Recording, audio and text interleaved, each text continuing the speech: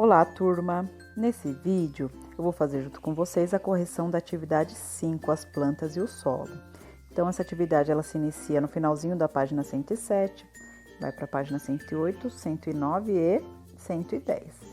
A primeira atividade, referente ao tema, era para vocês colocarem a opinião de vocês, né? Você já se perguntou do que é feito o solo? Escreva nas linhas abaixo quais são os componentes que você conhece. Então, aqui, essa atividade é uma resposta pessoal, então vocês iam colocar de acordo com os conhecimentos prévios de vocês. A outra atividade, que é esta aqui, pedia para vocês, apesar da formação do solo ser aparentemente a mesma, será que todos os solos são iguais? O solo de uma praça ou de um parque, né, o solo da região que você mora é igual ao solo da praia? Escreva aqui algumas diferenças.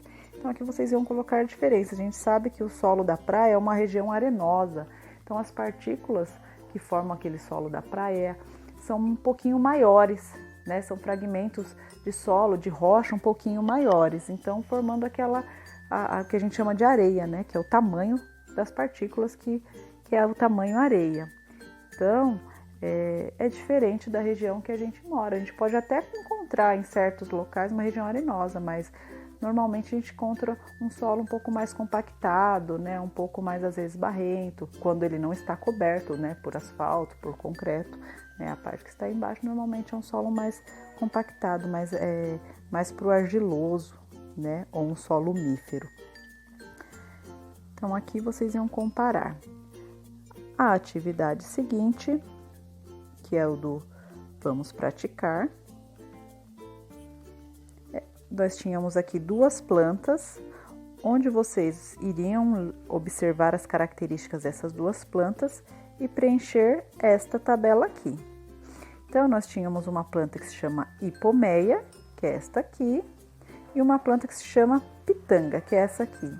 Então, vocês iam colocar, de acordo com as características que a gente observa, que estão descritas aqui acima de cada uma, qual planta ia sobreviver no solo arenoso e qual iria sobreviver no solo argiloso. Iam descrever o porquê, né, que essa planta estaria mais adaptada a esse tipo de solo. Então, observando aqui, a hipomeia, quais são as características dela?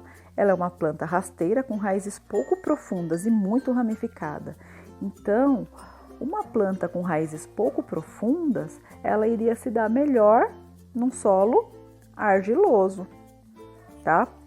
Então, a hipomeia vai se dar melhor aqui nesse tipo de solo. Por quê? Né? Que característica? Devido às suas raízes pouco profundas, né? Então, o solo argiloso, ele tem uma quantidade grande de nutrientes mais na superfície, porque os grãos do solo, os grãos que formam esse tipo de solo estão mais compactados. Então, essa planta, ela consegue ficar, né, se adaptar melhor nessa região, nesse substrato. Então, no solo argiloso, devido às suas raízes serem pouco profundas e ela se ramificar na superfície daquele solo. Já a pitanga, então ela vai se adaptar melhor, ela vai se dar melhor aqui no solo arenoso. Então, a pitanga, aqui no solo, ela é uma planta de médio porte, porém as raízes dela são profundas. Então, aqui como característica, né? Por que ela seria mais adaptada a esse tipo de solo? Porque as raízes são mais profundas. Então, o solo arenoso, lembra que nós vimos? Que devido a esses grãos de areia serem, né, os grãos serem maiores, quando chove, os nutrientes acabam indo para as partes mais profundas desse solo. Então, essa planta, ela conseguiria captar esses nutrientes que são necessários para ela, né, além da água que ela precisa, além da fotossíntese que ela faz, ela precisa dos nutrientes, né, de sais minerais.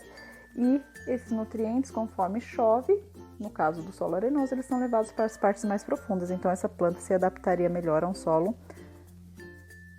arenoso.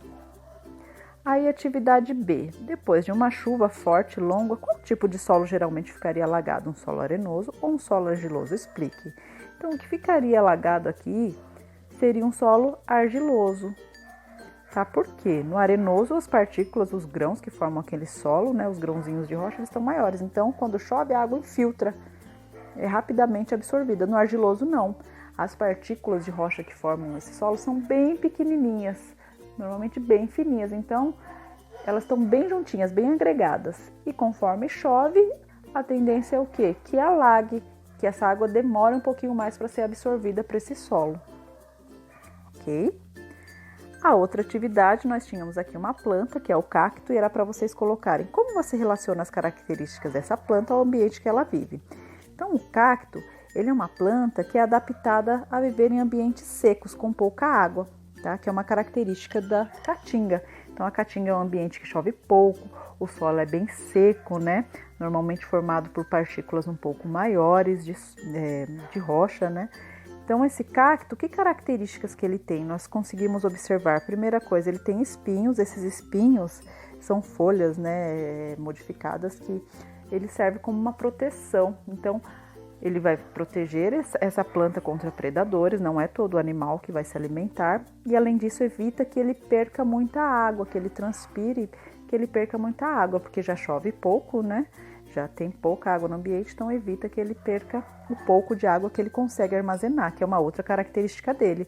Então, essa planta também consegue armazenar uma grande quantidade de água para resistir aos períodos de seca. As raízes dessa planta também são raízes que não são muito profundas, tá? Então, ela é pouco profunda e ela é ramificada, ela se espalha por uma área grande para quê? Quando chover, que não é algo que ocorre sempre, quando chover ele vai conseguir absorver o máximo possível de água para armazenar, ok? Então, como que a gente pode relacionar? Por causa dessas características, ele consegue sobreviver no ambiente seco, que no caso é a caatinga, ok? Se tiverem alguma dúvida, é só colocarem nos comentários. O videozinho eu já tinha deixado para vocês na atividade, tá? Quem fez, eu já tô dando a devolutiva para vocês, e quem ainda não tinha conseguido fazer, só acompanhar a correção, fazer e enviar lá na atividade a correção feita, tá? A correção já realizada, ok? Bom estudo, turma. Dúvidas é só colocar lá nos comentários.